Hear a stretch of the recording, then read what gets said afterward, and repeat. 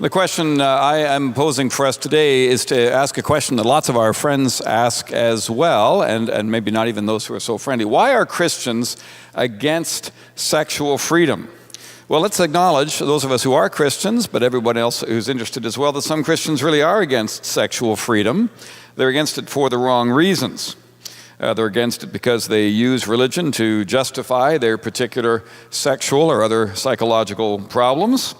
So there are a lot of sad and sometimes angry people who are doing that. There are some who confuse spirituality with hatred of the body or the hatred of happiness. As Mencken once said, a Puritan is somebody who lives with the dread that someone somewhere is happy. And there are misanthropes, there are some bitter people who get these categories mixed up. And other people recognize sex as power and its importance, and then they overreact to it. So sure, I think we need to acknowledge right away that some Christians are indeed against sexual freedom. But I'd also say that it's also, for the record, the Christians are not against sex. One thing that I find germane in this very brief presentation I can give you, I've got to hit some high points today, is that it's the first commandment in the Bible. And you might not know that, but Genesis 1 says, "Be fruitful, multiply, and fill the earth," which is really, really, really metaphorical. But be fruitful, right? Have a kid. Multiply. Have a lot of kids. Fill the earth. That's a lot of kids. And that's a lot of sex. If they had told me in Sunday school that the first commandment in the Bible was to have sex, I would have paid more attention. What I mostly remember was youth groups saying, don't have sex, don't. It's lovely and it's beautiful, but it's only for married people, and even then. So It's the original image of marriage, this very powerful symbol of God's relationship to his people. And the very sense of what it means to be a married couple is symbolized in Genesis 2. The two shall become one flesh. And perhaps you might find this surprising. It's actually encouraged by the Apostle Paul, not known for his strong enthusiasm for sex. But in 1 Corinthians 7, he says literally, married couples do not deprive one another. I mean, Paul is a very psychologically acute pastor, and he says, you actually, if you're going to be married, you literally are obliged to have sex, whether you always feel like it or not. You actually have to help each other in this world by not depriving each other. The husband should give to his wife her conjugal rights, which is, by the way, very, very radical for the first century, that the wife actually has conjugal rights. The husband shouldn't deprive his wife, nor the wife her husband, and so on. So Christians, despite the fact that many Christians are against sex and sexual freedom, officially at least, according to their holy book, Christians are not against sex. And Christians, interestingly, especially in the panoply of world religions, are not against sexual freedom.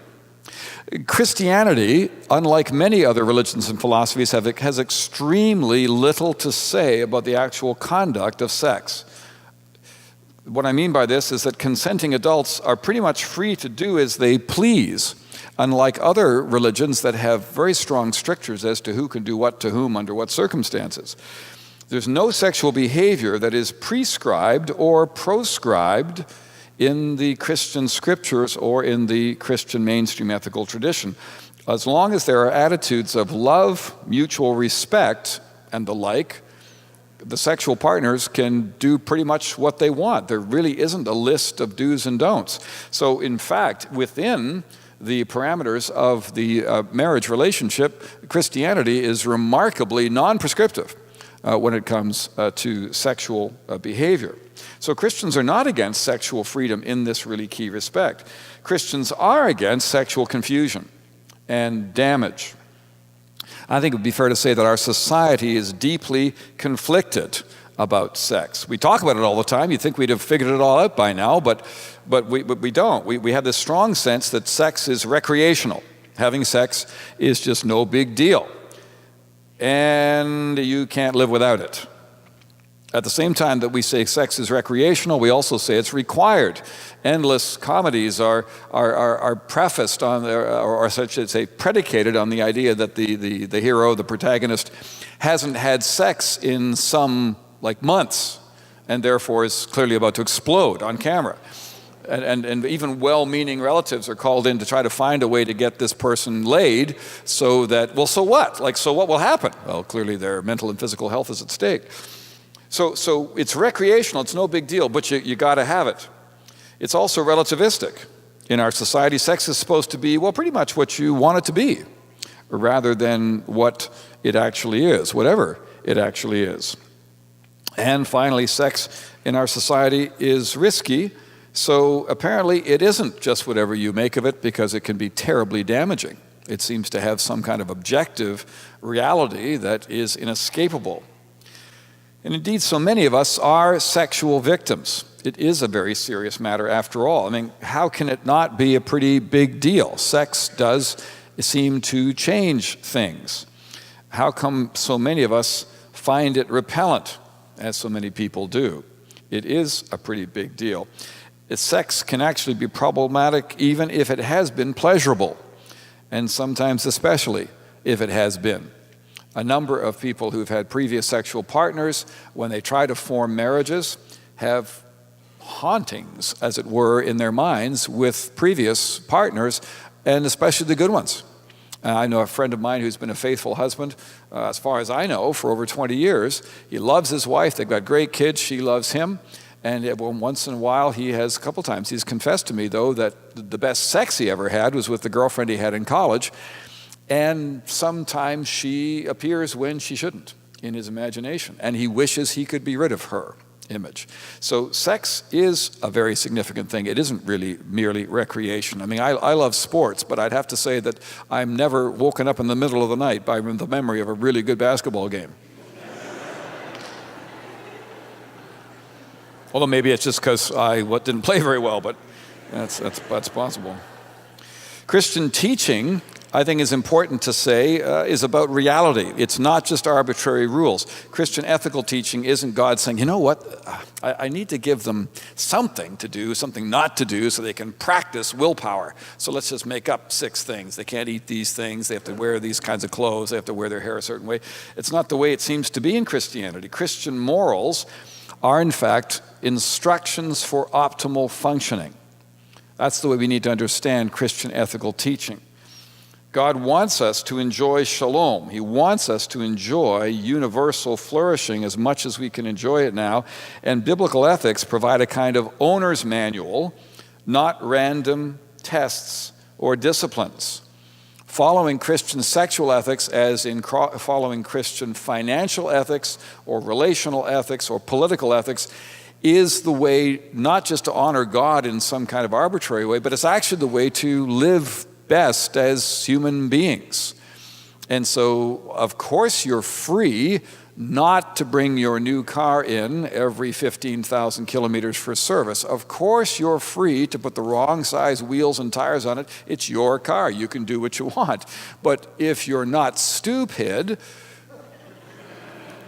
you will listen to what Honda or your other car manufacturer might say, because they designed and built the car and they want it to last well for you. So you'll tell other people to buy this kind of car as well, and they provide you an owner's manual. This is what we think will give you the best performance, the optimal functioning. That's what Christian sexual ethics is like. So when it comes to sex, we recognize, whether we're Christian or not, that sex unites. Sex connects. It's called intercourse for a reason, right? It is connecting people together. It really does unite, and not just symbolically. There are hormonal things that go on in the body. There are connections that happen that literally rewire our brains. It really does make us connect with our partners and not just connect our private bits. And sex without marriage is therefore traumatic ipso facto. That is to say, in the very nature of the case. This isn't some arbitrary spoil sport Christian idea. In the nature of the case, if paradigm A, sex is reserved for marriage. Marriage is inviolable. You have one sexual partner, your married partner, until one of you dies. Then the sexual life you have reinforces, and builds and improves your marriage. Paradigm B is you form these serial marriages and you break up every time. And that's what we call it, breaking up. We don't just call it going away. We call it breaking up because it really hurts. The end of a sexual relationship is always a trauma because you're connecting and then you are ripping apart again. One can heal from a trauma. You can, but not necessarily well. So yes, Christians are against utter sexual freedom the way they are against any reckless, destructive behavior. You say, well, it doesn't feel reckless and destructive, it feels good. Of course it feels good, that's why we do it. But feeling good is no certain indication of healthiness. I drove through Vancouver's downtown east side every afternoon for 17 years, and I saw people that were feeling much better than I was because they were high. But I wouldn't trade places with them. Just because something feels good is not necessarily an indication of its healthiness.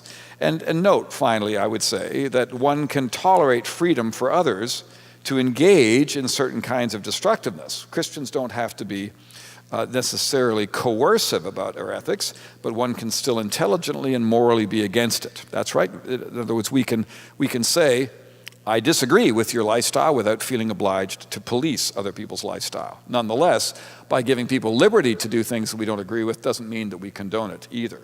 The question about Christian ethics is, it seems to me, as always, about faith. That may be a surprising turn in the conversation, but it is about faith. Is God real, and does God know what God is talking about? That's fundamentally the question when it comes to sexual ethics, as it is for any ethical question. Is God real, and does God know what God's talking about? Can God be trusted to tell us the truth about what kind of sex will be good for us and what won't? It really finally comes down to that. If you want to follow up a little bit, you can connect with me here, and otherwise, I think I'm done, and we'll roll on to Fuzz's next presentation. Thanks, and I don't want any questions.